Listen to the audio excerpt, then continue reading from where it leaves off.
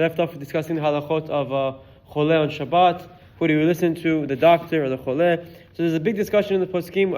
I won't get into it now, but we'll just explain it. Who the doctor is and what his credentials need to be for us to trust him when it comes to breaking Shabbat.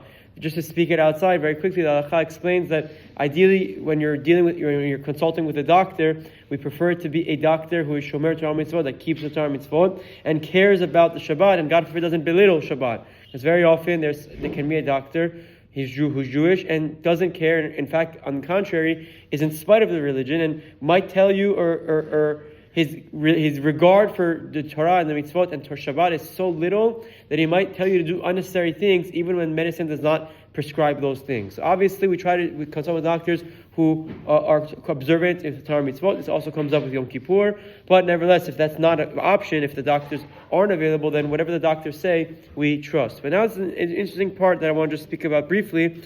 What about there's a difference of an opinion between the Choleh, a sick person, and the doctor? Meaning, the sick person says, I don't feel well, I want this type of medication, please tell him to do this for me. And the doctor says he doesn't necessarily need that, it won't hurt, it won't help. Halakha explains that we listen to the Choleh. The Choleh can override the doctor. The sick person, who is not the expert, can override the doctor when asks for medication that obviously can't harm him, because Kilev Yodeh Marat Nafsho, because the heart knows the bitterness of his soul.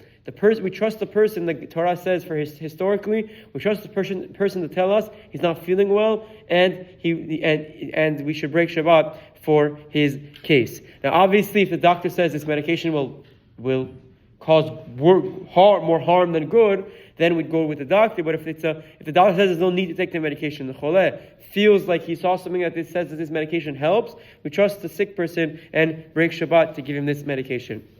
Now, what about someone who is complaining about one of the potential life-threatening ailments? For example, he's complaining of chest pain, or he's complaining of different types or he's displaying signs of a stroke, God forbid. Things that we unanimously agree are safek sakana.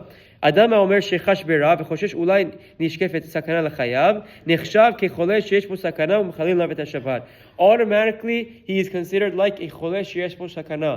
The Shema Shabbat lists 17 or 18 different ailments that we automatically, with our modern science, view as חולה שיש בו סכנה, someone who is sick, dangerously ill, that we break Shabbat for automatically. There's a list. The list is very long. Obviously, included in the list are chest pain, someone who has an allergy and having an allergic reaction, difficulty breathing to the point that he can't breathe, that he's really struggling, laboring in his breathing. All of these things are considered life-threatening, and we break Shabbat automatically, and we don't hesitate to get treatment for this individual. And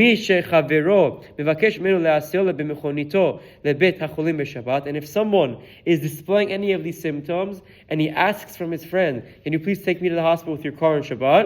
משום שמרגיש כאב בליבו וחושש להתקפת לב, because he feels chest pain, for example, and he's concerned he's having a heart attack. Very classic and clear example.